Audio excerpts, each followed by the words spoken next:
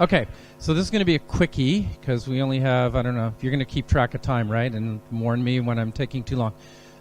So has anyone here actually heard of or used Java Mission Control Flight Recorder? Not too many, few, little bit. So who's used then? Nobody. Okay. Well, one, two, right? Hardly anybody. So the Java Mission Control is really in a funny position because it's a tool built by Oracle. It came from JRocket. The guys in Stockholm actually wrote this as part of the JRocket JVM. And so when they merged and when they killed off JRocket, they created these two tools, which they basically ported them open to OpenJDK. Now they're pseudo commercial, pseudo freeware. And they're extensible, and you can do all kinds of things with them. But I probably won't have time to show to get into any of that. So I'll just show you the basics.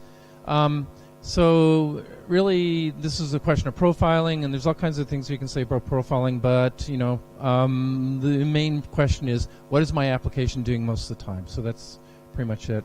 So I'm not going to go over a lot of these slides here because they're not really appropriate for this particular talk. But this is really some idea that profilers lie to you, and here's some reason why they actually end up lying to you. But getting more to the point here, with Mission Control Flight Recorder, what we have is a excuse me, a pair of tools that can get a lot of information out of your JVM, and it's not just the counters that they've put into the JVM.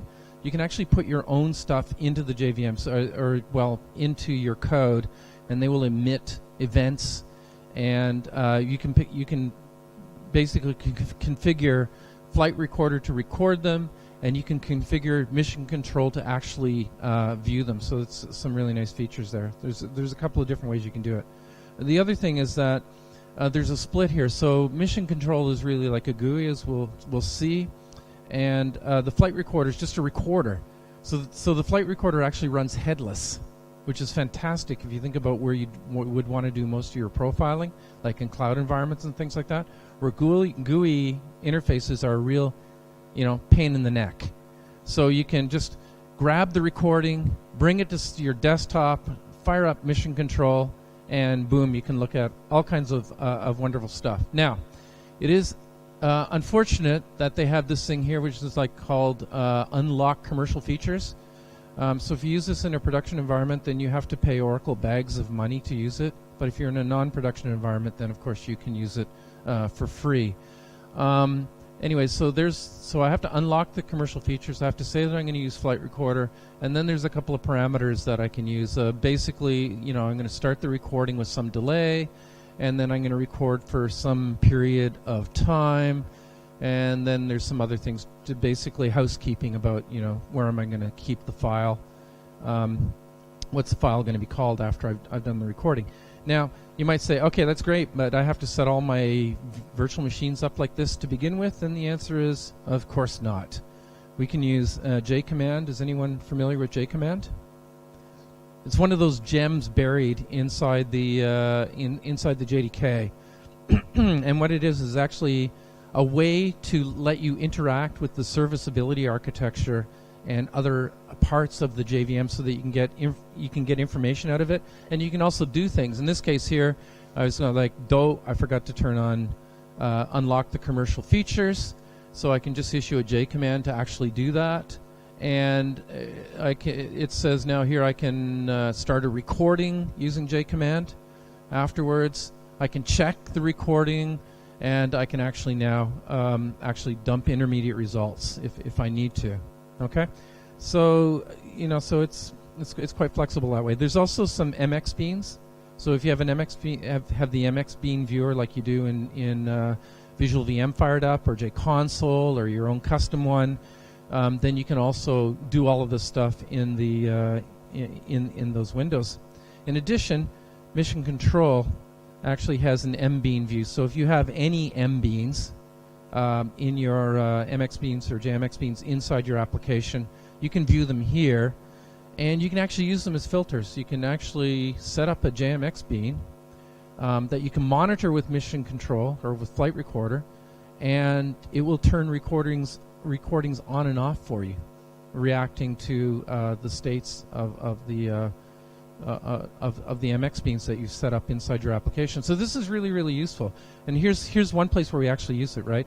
We had a customer once every 7 or 8 or 9 or 10 days, something would happen to their application, and all of a sudden they'd burn a CPU, right? One core would just go like boom, right? And so they're like going like, okay, so what's going on here? Well, we didn't really want to profile their application for 8 or 9 days to figure out what's going on. Actually, profiling was probably the wrong thing to do because we were just getting a lot of data, and we only really wanted to see what was happening when this one event got triggered.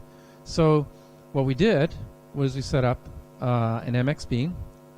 It monitored the CPU.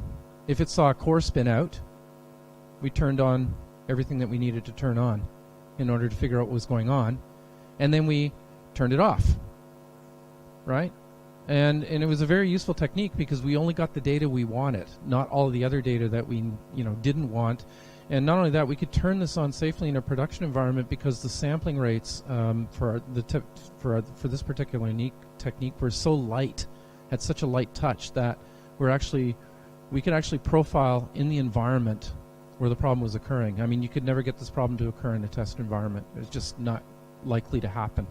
Anyways, you can open up it, and they open it up, and they have these like really ugly views and stuff like that. Everything is changing in Java 9. I haven't had a look at it, but Marcus Hurt, who's the lead of the project, sent me an email 5 minutes before we started this talk. He's saying like, oh, have a look at what we're doing in GitHub. So there's a link in GitHub that I clicked on to poke through just before this talk started.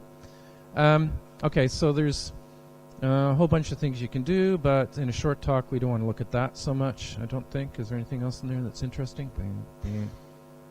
Nah, okay. Screw slides. Let's go right for the good stuff, right?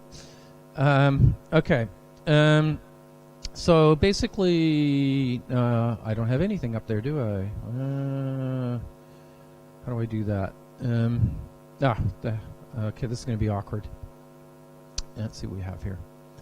That's VPN. Where'd it go to? Yeah. Okay, let's go over here. Sorry. I should have done this beforehand. So let's just mirror that, and I'll do this mirrored so it'll be easier. Did it work? Yes. Okay. So I have my garbage collection tooling, and I want to see what a particularly bad job I did writing very non-performant code with it. So what I'm going to do is I'm just going to show you a little shell script we have to run the thing, make it bigger so you can actually read it. How's that? Is it better?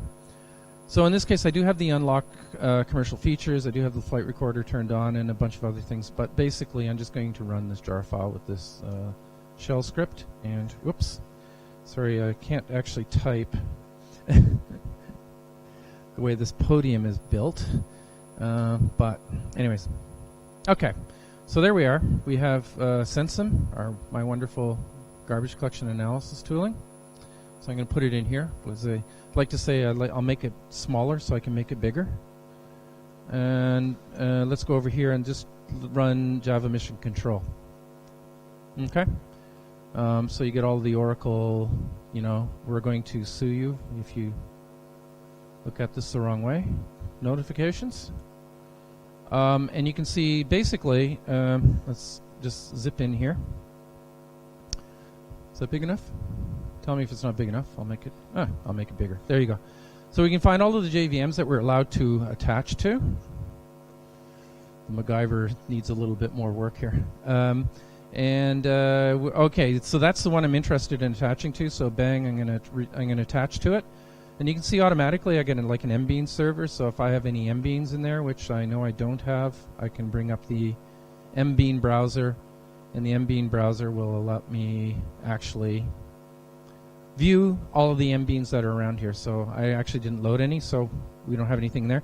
But here, this is where I can set up the triggers, right?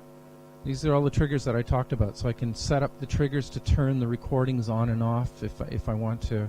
And we can get more information basically about what's going on inside the JVM. Oh, here's the diagnostic commands. So for instance, if we hadn't turned on flight recorder and the commercial feature option, then we can certainly actually do that from here. So I can execute the command and see what's going on. Okay, but anyways, that's not what we're so much interested in. Get rid of that. Let's get a recording. Okay, so you go through this silly wizard stuff. Let's just bring this down here so we can actually look at the silly wizard. And you can see the recording time is, that's getting scary. Anyways, you can see there's a recording time, and you can set the file names and descriptors and things like that. So this will create some file when we're done. Click through next. So what happens is it reads a template, and the template actually allows you to configure a whole bunch of different things here. So I'm going to go to this really nice one here called allocation in a new TLab, and I can see that it's enabled, but I can enable or disable the collecting of this particular metric. Does anyone know what a TLab is, by the way? Shout it out. Yes, thread local allocation buffer. Okay, I'm going to have to figure out how to type over an edge. That's getting scary. Or tape the laptop down. Okay, yeah, it's a thread local allocation buffer. So it's how Java allocates inside spaces and things like that. So there's a bit of jargon stuff here that we sort of have objected to a wee bit. Maybe this will do the trick and get it away from there. Okay, excellent. So blah, blah, blah. So anyway, so we can turn some of these things on and off. If we have our own events, oh yeah, here's a leftover event that I have configured. Now the event hasn't been registered to Flight Recorder by the application, so that's why it's like grayed out. But you can see in this particular web app, I actually had a tip event, whatever a tip event is. It doesn't really matter, but the point is that's a custom event that I created, and this will collect it and it will allow me to visualize it, assuming I had been demoing with that particular app. Okay, anyways, so we go finish. We're now recording, so let's get our application to actually do something. Okay, there's a GC log. It's loading a GC log, and it loads it, wow, pretty quickly, does the analytics. We can look at the GC log. Actually, strangely enough, this is one that was given to me by Peter Lowry, and he didn't remember he gave it to me, so when I showed it to him, because he was talking about this tuning strategy in his talk, and I said, yes, here, I have a GC log that shows you exactly what it looks like. Anyways, you can see what's going on there. Okay, so it looks like we have a few seconds left here. Okay. Unfortunately, this tool gets a little bit obscure in terms of there's going to be like a massive information overload here. And I'm hoping they're going to clean this up for Java 9. Again, I haven't seen the API because it's Oracle internal, which means we haven't been able to see what the thing looks like yet. Hopefully shortly we will be able to. But anyways, that notwithstanding, you can see we have a browser here. And on the side here we have some general categories of things. So there's some general information about what's going on. We can see what's happening memory-wise. And, oops, that's not going to work so well. Let's try that. So it's always so hard to get these tools to display where you can actually see them. That's why it's nice to move up. But anyways, I mean, you can actually see what's going on in here. So I can actually create a window to constrain myself to whatever, whatever time frame that I want during the run. And it'll do the metrics that way. But anyway, so there's all kinds of things. Here's some garbage collection metrics. I don't mind these type of garbage collection metrics, but I actually still prefer analyzing GC logs because there's just a lot more detail in there, so it's easier to see what's going on. GC times, configurations, allocations. Now this is where it's useful to know what TLab is, because this is allocation in a new TLab, allocation outside of a TLab. And when you start looking at this, so you can get allocations by thread. And now you can see, well, I got a generational heap parser. Oh, these things seem a lot here, whatever this swing worker thread thing is. But anyways, you can see, you can start going through your application saying, okay, where's my allocation hotspots? How can I do some memory strength reduction, strength reduction in this whole thing? Object statistics again. Sorry, I didn't have this thing turned on, but that's what you can do.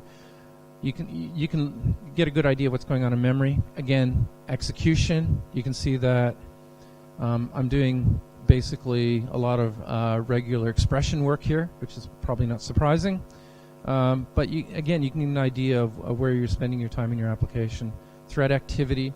The only issue we had with this one is actually a sampling collector, and if you're on and off a lock very quickly, you can actually miss it. So there is some sort of bias in here in the sampling that may cause you to miss these types of events. So I've actually gone down and retuned the sampling period for this type of event, and the sampling period, by doing that, I was actually able to catch events that I was missing before. So there's still some funny things in there that are happening. It handles Java 5 locks differently than it handles internal locks, right? So if you're using like the Java util concurrent locking things, that tends to use an unsafe park method, which is completely different than if you use synchronized, right? Because synchronized actually uses a operating system monitor in order to work, and the mechanics around them are different. So the profilers are sometimes don't get it quite right when they're actually looking for. They'll find one but not the other, but generally they don't find both so well. So anyways, so in this case with I flipped down to I/O here, and with I/O, of course, you can actually see what's going on. So there should be some file reading going on here, but it doesn't seem to show up. System view, which is often very important. We can see what the processes are that are actually running on the machine. The fact that I have Dropbox running means probably not good for benching, but for what we're doing. So I think, and here's our events, right? So here's our monitor wait, and there's our thread parks, right? So the monitor waits, there was like pure synchronization. There's a number of counts here, but as I said before, I actually tuned the timers on this, the timeouts on this thing here to be able to capture these events. But anyways, that's basically what I would call like the really, really, really quick introduction into Java Mission Control and Flight Recorder. You can go to Marcus Hertz's blogs. He has some information there, although it's I would say it's slowly out of date. I noticed in the latest versions, all of the methods all of the classes that you would use to build your own events have all been deprecated. They all work, but every single thing in every package has been deprecated because there's a much simpler mechanism coming in Java 9 to replace all of this. Anyways, so that's about all I want to say for this. Works for good. It's really lightweight in the sense that all of these counters are built into the JVM, so you don't get the typical profiler hits that you would with other types of profilers. Any questions, per se?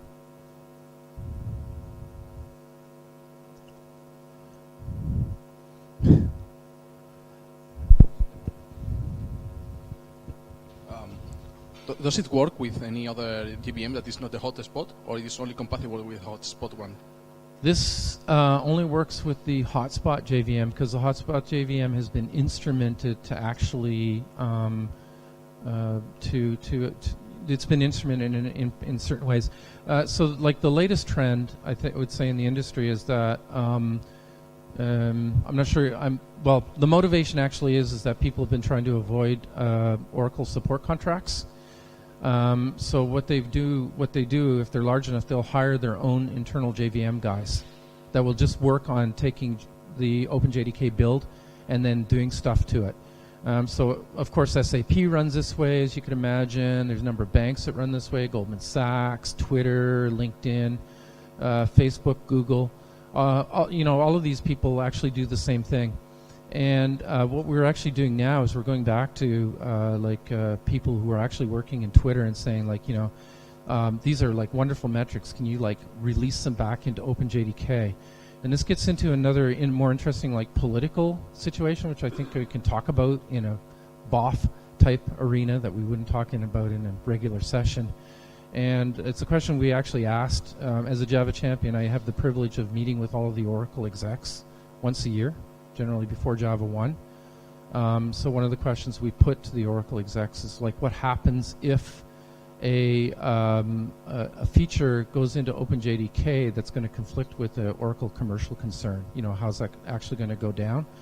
And we never really got a good answer for that particular question. So what we have is Twitter testing it right now.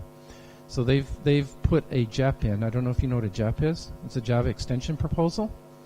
So if you want to get something into OpenJDK, you basically have to write a JEP. It has to be accepted by, I don't know, Mark Reinhold, I guess, and somebody like that, somebody else like that. And then what happens is that if it gets accepted, then you can implement it, and it gets into the OpenJDK, and life is good, right? So we want some of these monitoring things, especially some of the things that Twitter is doing. So, for instance, they have like thread local allocation block waste percentage metrics that are coming out, which are really, really nice to have because that helps us actually know how the allocations are fitting into these things so that we can adjust them, right? But there's some other things that they want that are in there that are actually going to, shall we say, potentially reduce the commercial value of mission control.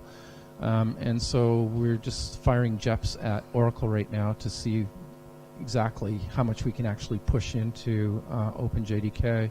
And SAP and Google had some JEPs for improvements to the concurrent mark sweep collector. And in particular, they wanted to parallelize the concurrent mode failure phase, right? And those were rejected for we're not sure what reasons, because the rejections sort of, the decisions all came behind in closed meetings. And after the rejections, SAP and Google were not interested in playing ball with Oracle anymore for some reason. So I don't, Oracle says the code wasn't good enough or general purpose enough. I can't imagine both Google and SAP writing code that is that horrible that you wouldn't want to accept it. But I've been wrong before, right? So I don't know. Thank you. Any more questions? All right. A bit of an aside. I don't know if I answered your question, but so thank you very much, Kirk. Okay, great. Thank you.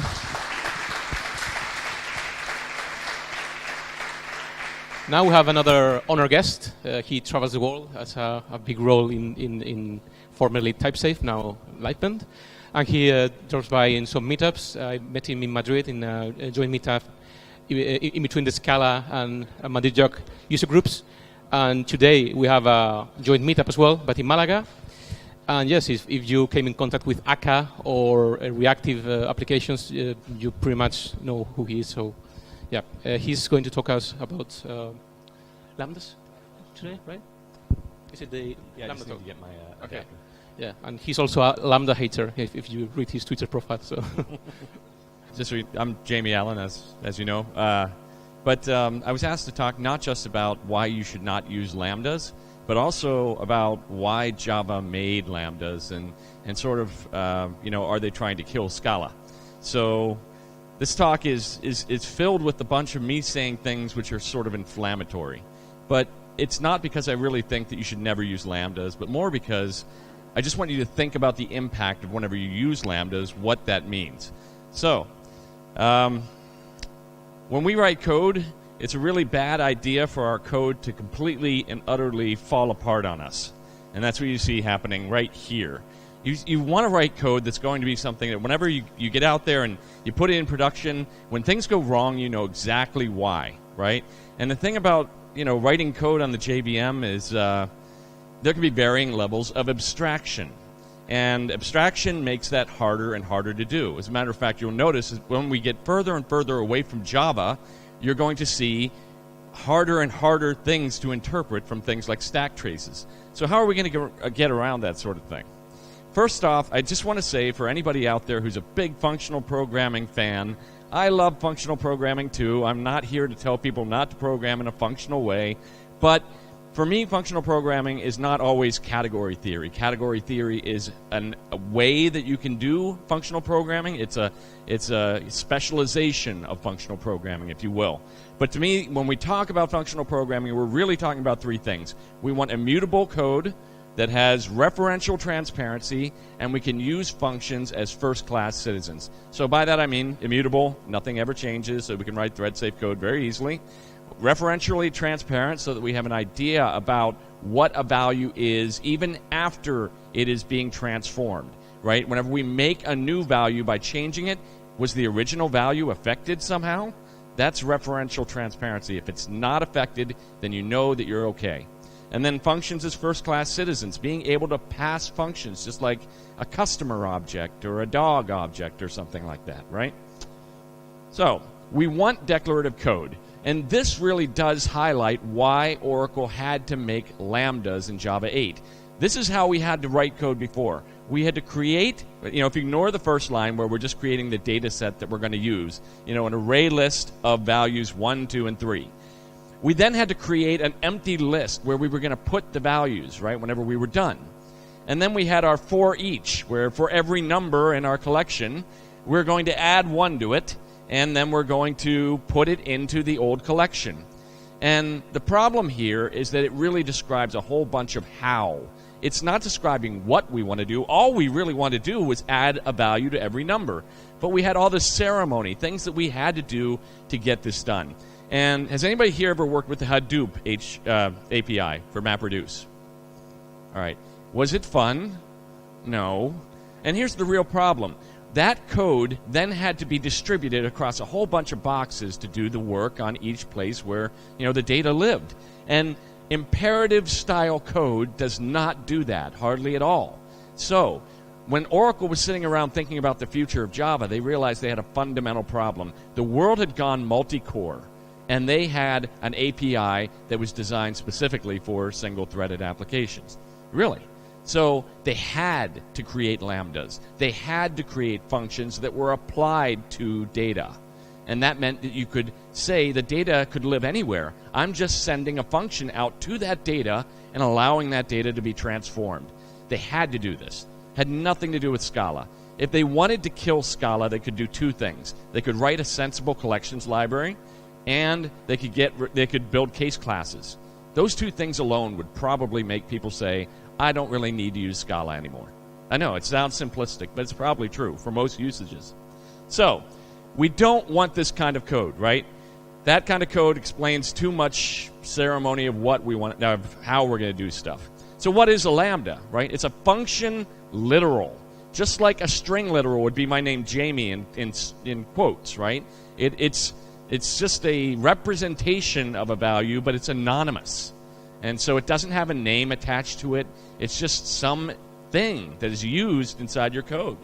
And not having a name bound to it means that it's just like an anonymous implementation of an interface in Java. You ever do this where you say you're going to create a new, what's an interface? Like maybe you had a Spring interface or something like that, or even if you did a new runnable, right? If you said new runnable and then you provide the body right after that, that's an anonymous implementation.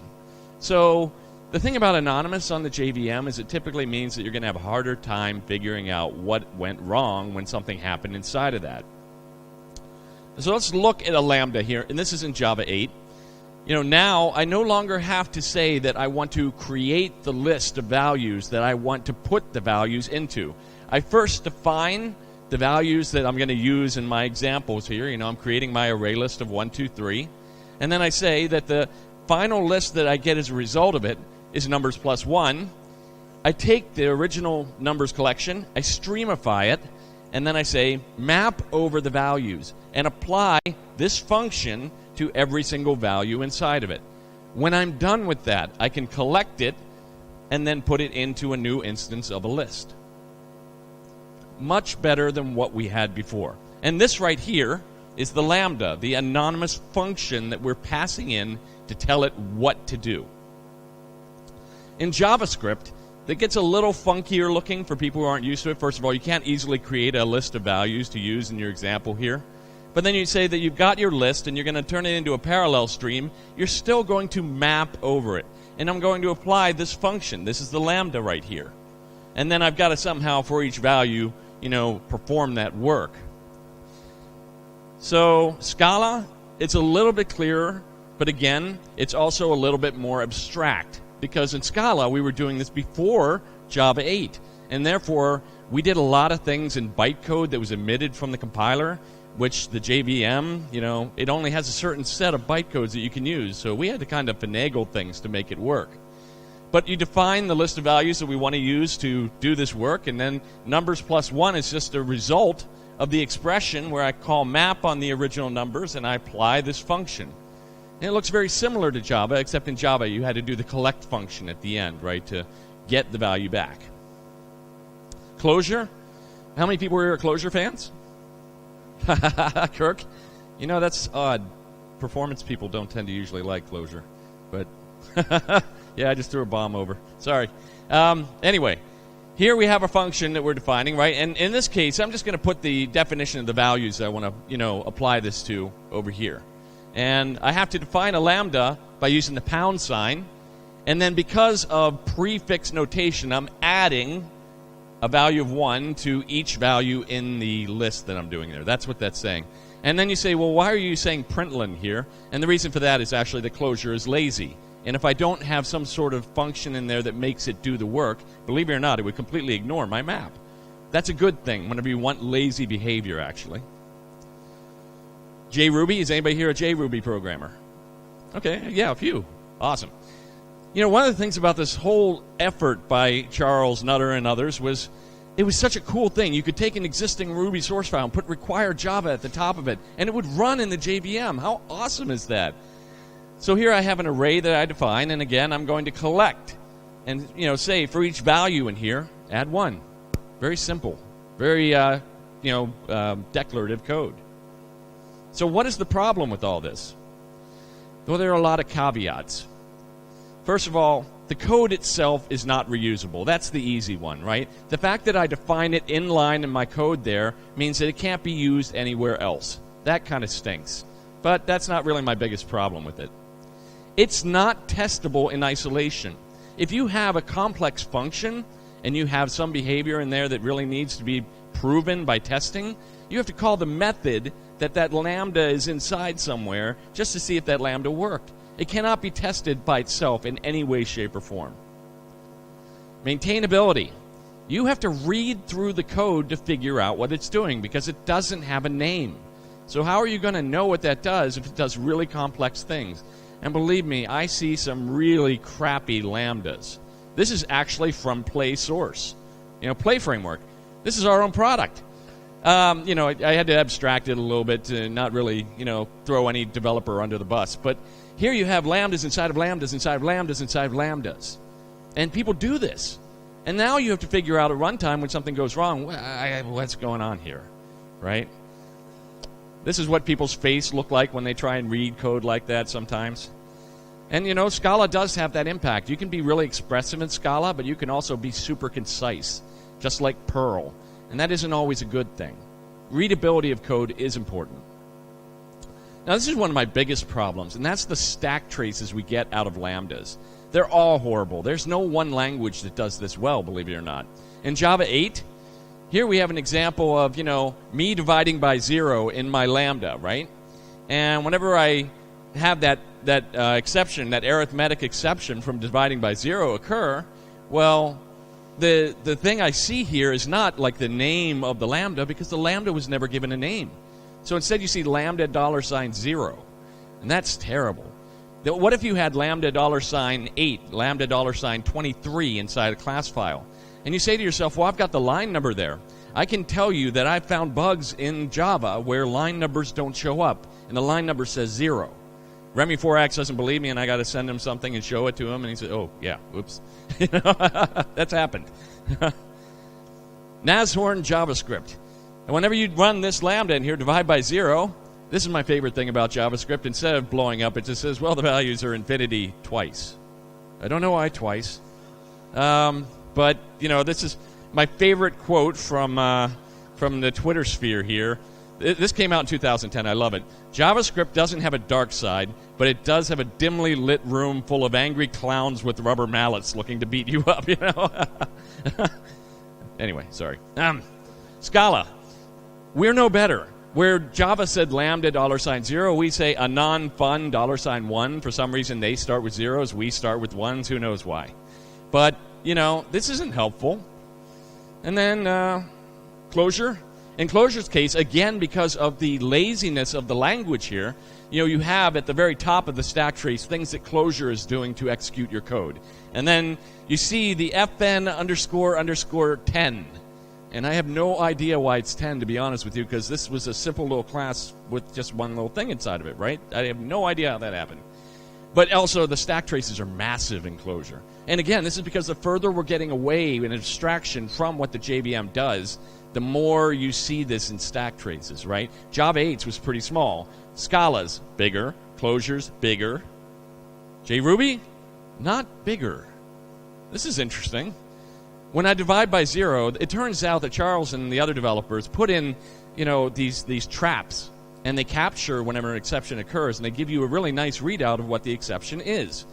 On the other hand, that means that from a performance perspective, the trapping itself and the conversion and stuff like that does have a performance impact. So if you really care about the performance of your exceptions, who cares about performance and exceptions? That was the joke. But anyway, I don't know. Maybe Kirk does. Okay, now getting back to the past this, the stack traces and stuff like that. Debugging can be really difficult, and this is true for anything you do in Java code. If you put multiple expressions on the same line, you might not be able to step into things or step over things the way you think whenever you're using an IDE and a debugger, right? Because you have this problem here. What exactly, when the line is being displayed here, are you currently doing? Are you in the middle of mapping, or are you in the collect function?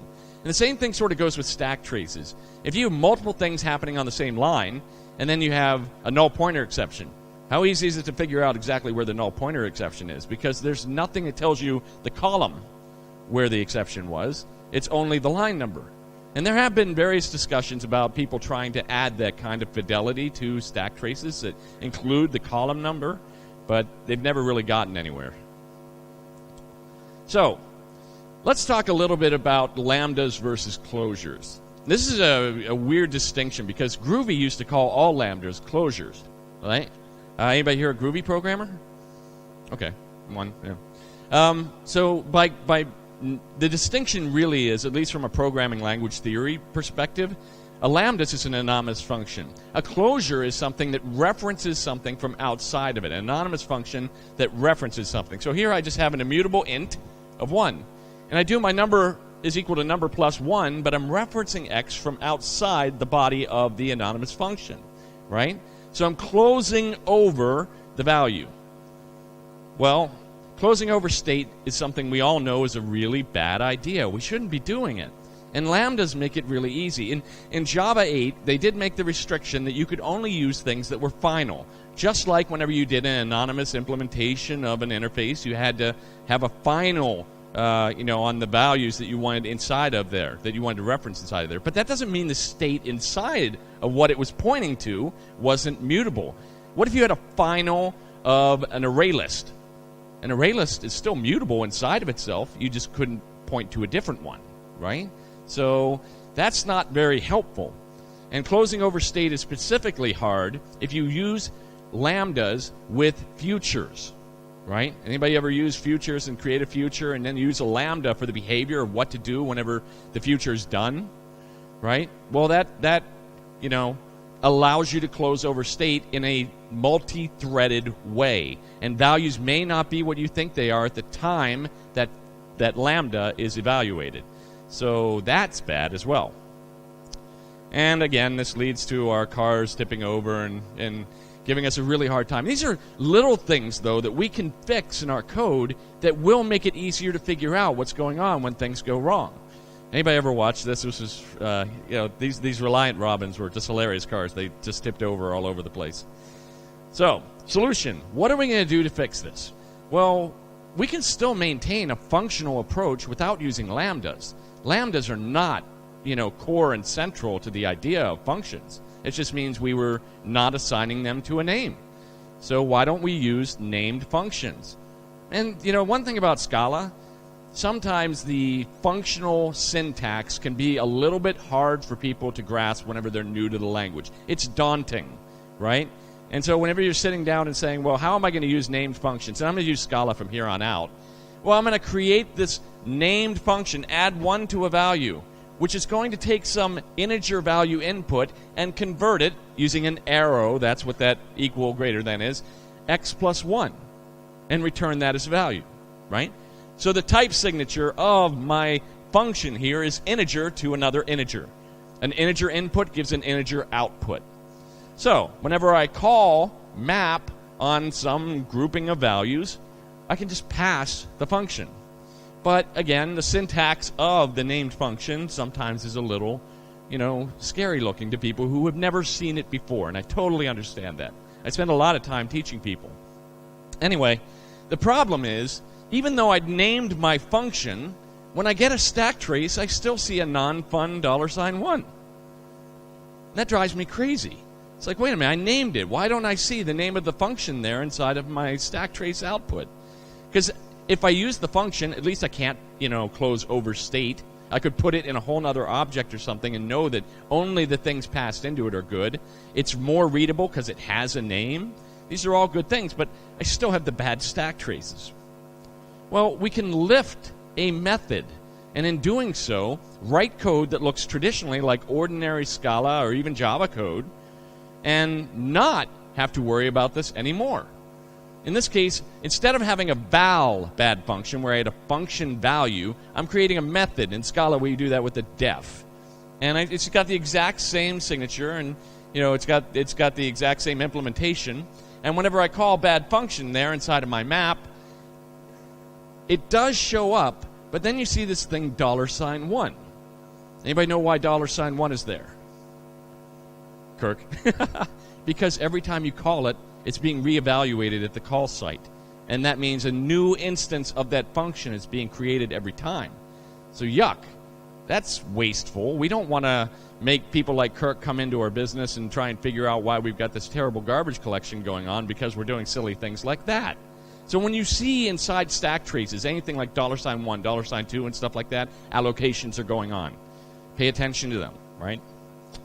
So what if instead we said that, we want to use def because we know we want to lift a method.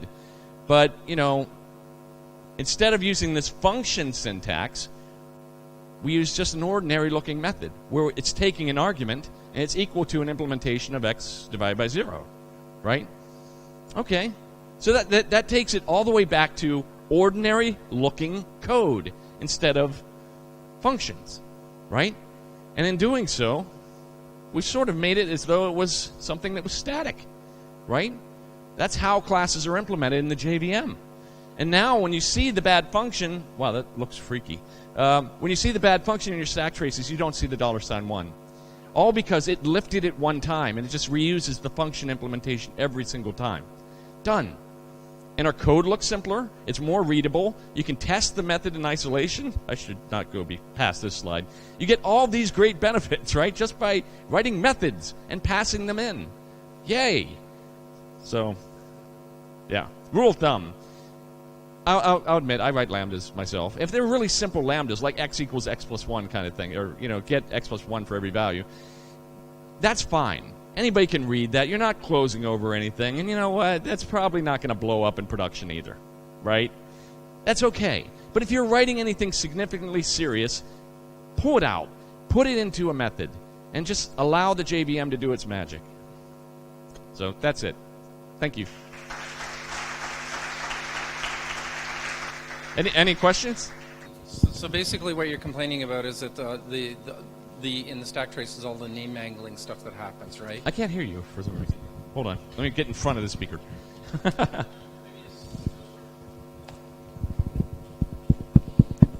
I said, so basically what you're complaining about is all the name mangling, namespace mangling that goes on. Yes, name mangling is what compilers have to do to come up with that a non-fun one, fn _ 10. That's what they call name mangling when it has to assign a name to what it is you created. So am I complaining about name mangling? Not only, because it has nothing to do with the readability of the code, the closing over, the not testable in isolation, all that stuff. But yeah, name mangling. I mean, what are compiler developers supposed to do? They got to come up with something. They have no idea how to get the context, so it's not their fault. It happens in every language with the compiler. Okay. I'll let you have this one, but I kind of think that you're right. I mean, there is a problem with the name mangling or what's going on in there, but I think that's a function of all of the stuff gets created and stored internally anyways. So really what you're saying is that we need to do a better job of that. Yeah, we do. And it wouldn't it be great if we all coordinated? So basically, I mean, and this is a problem that's been solved, because if you think about JIT code, that gets back to a stack trace that looks very readable. With the Lambda? With anything. Well, not with the Lambda, but with general code. Okay. Because they haven't solved the problem at the fundamental level. So what you're talking about is like, okay, if you look at machine code throwing an exception, that's been mangled by the JITs. Yeah. Okay? And we actually get a real stack trace from that actually maps back to our code. Yeah. How did we manage that? I don't know. I'm not click. Right. Well, I mean, the point is that all of the information needed to recreate the stack trace from the assembler has actually been saved as part of the state. So the fact that we get mangled thread dumps because of all of the name mangling going on, and we don't actually see something that looks like our code, is a problem internal to the JVM, is a problem with tooling. It has actually nothing to do with the, we're getting a literal representation of the code that we've written, as opposed to the actual code that we've written. Yeah, that's actually a really interesting point. So that's the bigger problem. The problem is that the JVM actually hasn't been properly modified to completely support the fact that things have been mangled, and they haven't kept the pointers in order to unwind the mangling themselves to give you a proper stack trace. No, I get your point totally. You're right. And a part of that is just maybe they weren't thinking of it. We knew these problems already because in Scala and Clojure and JRuby, we were already trying to do it, but they hadn't. Okay. And by the way, Brian gets, whenever I first did this presentation, it was before the Java 8 was out. Right, exactly. He wanted a copy of this presentation right away before I even gave it. He wanted to see how inflammatory this was going to be, because Lambdas was the big marketing push, and for Java 8, and somebody coming up there and saying, by the way, Lambdas suck, right? By the way, if you Google the words Lambdas suck, it's me. That's what comes up. No. I spelled it out very nicely in a talk last year at Java 1 that was attended by Brian. Oh, no. And some other people, so I was accosted at the end of the talk very nicely. Okay, so... Brian doesn't hate Scala, he just doesn't like it very much. He likes Clojure a lot more. He does. He likes JRuby a lot more. Scala drives him nuts because Brian's big thing is compatibility. He's got his matrix of like 26 areas of compatibility. He thinks Scala is an utter shit show when it comes to compatibility. Now, that isn't entirely true. There is a fine line that both of our languages need to meet. Java 8 and Java in general is way too restrictive on compatibility. The things that they've left in the graveyard of that implementation need to come out. Things can come out. They're not doing it, right, in the name of compatibility. They're coming out. Really? They're coming out. But he's already made some decisions that are now locked in, like optional, not being used as the way to replace nulls, because it's only supposed to be using the API coming back from the stream API. Now, that's a total mess, and the reason he did that is because we already have in our hash map the ability to have a null value, and right now, whenever you ask a hash map for a value for a key, and you get null, you don't know whether the value was null or nothing was returned. There's no way semantically in your code to tell that difference in Java. And the reason... If you're storing null... I'm not saying it's a good idea, but... You've got bigger problems. If you have that, the reason they didn't want optional to change to go outside the stream API was because that bad code had to be maintained. It's so ridiculous. So here we have Scala. Yes, we changed things a lot, but we deprecate now. We're much better than we used to be. But, Java needs to come this way, and maybe we need to move a little more this way, right? I mean, there's a happy medium for both of us. There's that stuff coming out of Java. Yeah. Well, okay. Some of the stuff that's actually created will actually be removed. You mean like the ability to input directly into the middle of a queue? I'm not sure if that's... Because then you'd have to no longer meet the queue, the collections interface. So this is the most ridiculous thing. When Doug Lee had to create a queue in Java, he had to meet the collections API interface, right? And one of the interfaces is insert. You would never insert into the middle of a queue. You enqueue and you dequeue, right? You do not put something in the middle. But he had to spend 75% of his time writing this insert method that has absolutely nothing to do with the definition of a queue, right? Yeah. That's not good. All right. Okay. But you're basically wandering away from the original. Oh, okay, sorry. discussion, Go ahead. Right, which was basically namespace mangling. Yes. That's where we get started, right? And I would say that's just a matter of poor tooling. And Lambdas, it's the best API over fork join I've ever seen. Yeah. Oh, I won't dispute that. But they fork can be used with fork functions. join should never actually ever be used. Okay, parallel collections, really bad idea. I can't believe they put them into Java 8. We knew this already, right? In Scala, who uses parallel collections? Really? With fork join. The world is immutable. Get used to it. Or sorry, the world is mutable. Get used to it. There's some things that you just can't You're a effectively performance do. nut, and you're using fork join. I'm not using fork join. You're using parallel collections on a fixed thread pool? Sorry? What are you using your parallel collections on? You have to have a thread pool. I'm using for time sequences, Okay. right? No. So if we're parsing, I'm using them actually in Sensum. Okay, hardly anybody would do that. Most people would be doing it on a fork join pool because it's easy. Yeah, except for you can't run a fork join pool on a piece of hardware. On a what? You can't run a fork join pool on a shared piece of hardware. A shared piece of hardware, what do you mean by that? That Like means just a if you- server if you- that's running multiple things? Or If you have a server that's running multiple things, or if you have a JVM that's running multiple things, what you about the cannot run operating it. system? What about the That's a operating system? shared server. It's running the operating system and it's running... But it's only your running the operating system when you tell it to. Most of the stuff The that kernel's the still doing operating the stuff, scheduling and stuff like that. I don't know Yeah, what but you mean. most of the operating stuff happens sort of not really in parallel with your application. It happens around the edges of your application or interleaved with your application running. Fine, but you're still dedicating... All right, forget it. Let's have this Still conversation dedicating- offline. Yeah, okay. These people probably want to go drink. they probably do. Yeah. It's a more interesting Thank you. argument thing.